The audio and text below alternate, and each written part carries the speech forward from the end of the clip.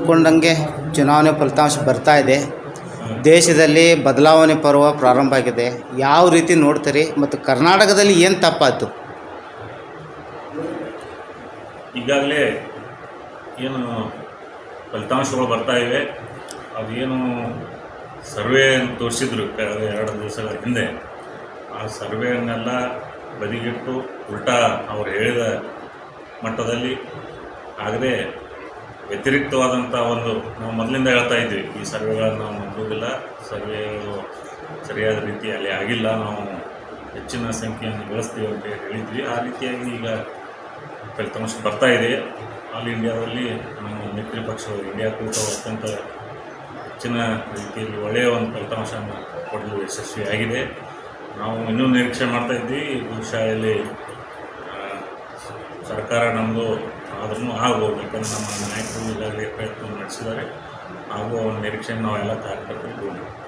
ಕೇಂದ್ರದಲ್ಲಿ ಏನು ತಾವು ಸರ್ಕಾರವನ್ನು ರಚನೆ ಮಾಡ್ತಾ ಇದ್ದಾರೆ, ಸರಿ, ಕೇಂದ್ರದಲ್ಲಿ ನಿಮ್ಮ ಹೊಸ ಪರ್ವ ಪ್ರಾರಂಭ ಆಗ್ತಾ ಇದೆ, ಅದು ಸರಿ. ಕರ್ನಾಟಕದಲ್ಲಿ ಗ್ಯಾರಂಟಿಗಳನ್ನ ಜನ ಕೈ ಹಿಡಲಿಲ್ಲ. ಕರ್ನಾಟಕದಲ್ಲಿ ಯಾವ ರೀತಿ ಒಂದು ಒಕ್ಕಟ್ಟಾಗಿ ಚುನಾವಣೆ ನಡೀಲಿಲ್ಲ ಅನ್ನೋದೊಂದು ಇದನ್ನಾಗ್ತಾ ಇದೆ.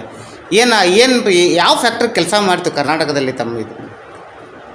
ಒಗ್ಗಟ್ಟಿನಿಂದಲೇ ನಾವಿಲ್ಲಿ ಎಲ್ಲರೂ ಕರ್ನಾಟಕದಲ್ಲಿ ಎಲ್ಲ ನಾಯಕರು ಒಗ್ಗಟ್ಟಿನಿಂದ ಕೆಲಸ ಮಾಡಿದರಲ್ಲಿ ಏನು ಸಂಶಯ ಇಲ್ಲ. ಎಲ್ಲರೂ ಕೂಡ ಮಾಡಿದ್ದಾರೆ, ಪ್ರಯತ್ನವೂ ಕಾರ್ಯಕರ್ತರು ಸಹ ಪ್ರಯತ್ನ ಮಾಡಿದ್ದಾರೆ. ಆದರೂ ನಿರೀಕ್ಷಿತ ಮಟ್ಟದಲ್ಲಿ ಯಾಕೋ ನಾವು ಗುರಿ ತಲುಪಲಿಕ್ಕಾಗಿಲ್ಲ. ಅದನ್ನು ಮುಂದಿನ ದಿನಗಳಲ್ಲಿ ನಾವು ಮಾತುಗಳನ್ನು ಮಾಡಿ ಎಲ್ಲಿ ಏನು ತಪ್ಪಿದ್ದೀವಿ ಅನ್ನೋದ್ರ ಬಗ್ಗೆ ನಾವು ವಿಚಾರ ಇಲ್ಲ. ಹೈಕಮಾಂಡು, ಕಾಂಗ್ರೆಸ್ ಪಕ್ಷದ ಹೈಕಮಾಂಡು ಅಳದು ತಿಳಿದು ಇದು ಟಿಕೆಟನ್ನು ಬಿ ಫಾರ್ಮನ್ನು ನೀಡಿತ್ತು. ಪ್ರಭಾವಿ ನಾಯಕರುಗಳ ಮಕ್ಕಳಿಗೆ ಟಿಕೆಟ್ ನೀಡಿತ್ತು. ಪ್ರಭಾವಿ ನಾಯಕರ ಮಕ್ಕಳೇ ಈ ಪ್ರಕಾರ ಒಂದು ಹಿನಾಯ ಸ್ಥಿತಿಗೆ ಹೋಗ್ತಾ ಇದ್ದಾರೆ. ಇದ್ರ ಕಡೆ ಕಾಂಗ್ರೆಸ್ ಪಕ್ಷ ಯಾವ ರೀತಿ ಆಕಲನ ಮಾಡ್ತಾ ಇದೆ? ಮುಂದೆ ಬರೋ ದಿನಗಳಲ್ಲಿ ಕಾಂಗ್ರೆಸ್ ಪಕ್ಷದ ಕಾರ್ಯಕರ್ತರಿಗೆ ಯಾವ ರೀತಿ ಇದೊಂದು ಮೆಸೇಜ್ ಹೋಗಲಿದೆ? ಇಲ್ಲ, ಇಷ್ಟು ಬೇಗ ನಾವು ಯಾವುದೇ ಒಂದು ತೀರ್ಮಾನಕ್ಕೆ ಬರೋದಕ್ಕಾಗೋದಿಲ್ಲ, ಯಾಕಂದರೆ ಇನ್ನೂ ರಿಸಲ್ಟು ಪೂರ್ತಿಯಾಗಿ ಅನೌನ್ಸ್ ಆಗಿಲ್ಲ. ಬಂದ ನಂತರ ಯಾವ ಕ್ಷೇತ್ರದಲ್ಲಿ ಯಾವ ರೀತಿ ಮತಗಳು ಬಿದ್ದಿವೆ, ಹೇಗೆ ಬಂದಿವೆ ಅನ್ನೋದ್ರ ಬಗ್ಗೆ ಸಂಪೂರ್ಣವಾಗಿ ನಾವು ಚರ್ಚೆಯನ್ನು ಮಾಡಿ ಅದರ ನಂತರ ನಾವು ಒಂದು ಇದಕ್ಕೆ ಬರ್ಬೋದು ನಿರ್ಣಯಕ್ಕೆ, ಎಲ್ಲಿ ನಮ್ಗೆ ತಪ್ಪಾಗಿದೆ, ಎಲ್ಲಿ ನಾವು ಸುಧಾರಿಸಬೇಕು ಅನ್ನೋದ್ರ ಬಗ್ಗೆ ನಾವು ವಿಚಾರವನ್ನು ಮಾಡಬೇಕಾಗ್ತದೆ. ಈಗ ಅದೆಲ್ಲ ಹೇಳಿದ್ರು, ಯಾಕಂದರೆ ಪೂರ್ತಿ ಪ್ರಮಾಣದ ನಮಗೆ ಯಾವ ಬೂತ್ನಲ್ಲಿ ಎಷ್ಟು ಬಿದ್ದಿದೆ ಅನ್ನೋದ್ರ ಬಗ್ಗೆಯೂ ಸಹ ನಾವು ತಿಳ್ಕೊಳ್ತೀವಿ. ಇವಾಗ ಕಾಂಗ್ರೆಸ್ ಸರ್ಕಾರ 5 ಗ್ಯಾರಂಟಿಗಳನ್ನು ಜನರ ಮುಂದೆ ನಿಂತಿತ್ತು. ಎಲ್ಲ ಇದೇ ಓವರ್ ಕಾನ್ಫಿಡೆನ್ಸ್ ಕಾರಣ ನಾವು ಇನ್ನು ಜನ ನಮ್ಮ ಜೊತೆ ಅದಾರ ಅನ್ನುವಂಥ ಒಂದು ಸ್ಥಿತಿ ಇದಕ್ಕಾಗಿಲ್ಲ. ಇಲ್ಲ, ಗ್ಯಾರಂಟಿಗಳು ಕೊಟ್ಟಿದ್ದ ತನಕ ಪ್ರಯೋಜನವನ್ನು ಇಡೀ ನಮ್ಮ ಕರ್ನಾಟಕದ ಜನತೆ ಅದರ ಪ್ರಯೋಜನವನ್ನು ಪಡೆದುಕೊಂಡಿದ್ದಾರೆ. ಅದರ ಬಗ್ಗೆ ಒಳ್ಳೆಯ ಒಂದು ಅಭಿಪ್ರಾಯನೂ ವ್ಯಕ್ತಪಡಿಸಿದ್ರು.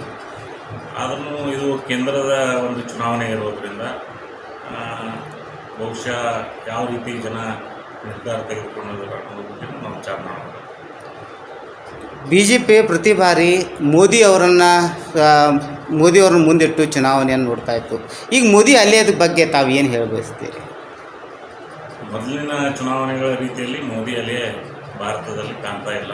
ತಾವೇ ನೋಡ್ಬೋದು, ಪ್ರತಿಯೊಂದು ರಾಜ್ಯಗಳಲ್ಲಿಯೂ ಸಹ ಈಗಾಗಲೇ ಬದಲಾವಣೆಗಳನ್ನು ಕಾಣ್ತಾ ಇದ್ದೀವಿ. ಹೆಚ್ಚಿನ ಪ್ರಮಾಣದ ವಿರೋಧ ಪಕ್ಷದ ನಮ್ಮ ಏನು ಇಂಡಿಯಾ ಮೈತ್ರಿಕೂಟ ಇತ್ತು ಅದರ ಕಡೆಗೆ ಜನ ಒಲವನ್ನು ತೋರಿದ್ದಾರೆ. ಹಾಗಾಗಿ ಮೋದಿ ವೇವ್ ಏನಿತ್ತು ಅದು ಇಲ್ಲ ಅಂತೇಳಿ ಹೇಳ್ಬೋದು. ಈಗ ಇಂಡಿಯಾ ಅಲಯನ್ಸ್ ಬೇರೆ, ಈಗ ಪಂಜಾಬ್ನಲ್ಲಿ ನೀವು ದಿಲ್ಲಿಯಲ್ಲಿ ಒಕ್ಕೂಟಾಗಿ ಚುನಾವಣೆಗೆ ಹೋದ್ರಿ, ಪಂಜಾಬ್ನಲ್ಲಿ ಹೋಗಲಿಲ್ಲ, ಅಲ್ಲಿ ಒಂದು ಸ್ವಲ್ಪ ಏನಾದರೂ ಇದನ್ನಾಗ್ಬೋದಿತ್ತು. ಉತ್ತರ ಪ್ರದೇಶದಲ್ಲಿ ತಾವು ಅಲಯನ್ಸ್ ಮಾಡ್ಕೊಂಡ್ರಿ, ಬಿಹಾರದಲ್ಲಿಯೂ ಕೂಡ ಅಲಯನ್ಸ್ ಮಾಡ್ಕೊಂಡ್ರಿ, ಬೇರೆ ಬೇರೆ ರಾಜ್ಯಗಳಿಂದ ಪಶ್ಚಿಮ ಬಂಗಾಳದಲ್ಲಿ 1-2 ಹೆಜ್ಜೆ ಹಿಂದೆ ಸರಿದು ಮುಂದೆ ಹೋಗ್ಬೋದಿತ್ತು ಅನ್ನುವಂಥ ಒಂದು ಹೇಳಿಕೆಯಲ್ಲಿ ಇದನ್ನಾಗ್ತಾ ಇದೆ. ಎಲ್ಲೂ ಇಂಡಿಯಾ ಅಲಯನ್ಸ್ ಈ ಮೈತ್ರಿಕೂಟವನ್ನು ರಚನೆ ಮಾಡ್ಕೊಳ್ಳಲ್ಲಿ ಒಂದು ಸ್ವಲ್ಪ ಎಲ್ಲೂ ಎಡವಿದೆ ಅನಿಸುವಂಥ ಒಂದು ಸ್ಥಿತಿ ಇದನ್ನಾಗ್ತಾ ಇದೆ. ಅದನ್ನು ಎಲ್ಲ ನಮ್ಮ ರಾಷ್ಟ್ರ ಮಟ್ಟದ ನಾಯಕರು ಅದರ ಬಗ್ಗೆ ಕುರಿತು ವಿಚಾರವನ್ನು ಮಾಡ್ತಾರೆ, ಅದರ ಬಗ್ಗೆ ತೀರ್ಮಾನವನ್ನು ತಗೊಳ್ತಾರೆ. ಎಲ್ಲಿ ತಪ್ಪಿದ್ವಿ, ಯಾವ ತೀರ್ಮಾನದಿಂದ ನಮಗೆ ಸ್ವಲ್ಪ ಹಿನ್ನಡೆ ಉಂಟಾಯ್ತು ಅನ್ನೋದ್ರ ಬಗ್ಗೆಯೂ ಅವರ ತೀರ್ಮಾನ ಮಾಡ್ತಾರೆ. ಈಗ ಈ ಚುನಾವಣೆ ಫಲಿತಾಂಶ ಕಾಂಗ್ರೆಸ್ ಪಕ್ಷಕ್ಕೆ ಒಂದು ಸಂಜೀವನಿಯಾಗಿ ಪರಿಗಣಿಸಿದೆ. ಯಾವ ರೀತಿ ಹೇಳ್ಬೋದು? ಒಂದು ಈ 2 ಲೈನ್ದಲ್ಲಿ ಏನಂತ ಹೇಳ್ಬೋದು ಸರ್? ಕಾಂಗ್ರೆಸ್ ಪಕ್ಷ ಇರ್ಬೋದು, ಏನು ಒಂದು ಸರ್ವಾಧಿಕಾರಿ ಧೋರಣೆಯ ಮೇರೆಗೆ ಒಂದು ಭಾರತದ ರಾಜಕಾರಣ ಹೊರಟಿತ್ತು, ಅದಕ್ಕೆ ಮತದಾರರು ಅಡ್ಡಗಾಲು ಹಾಕಿದ್ದಾರೆ.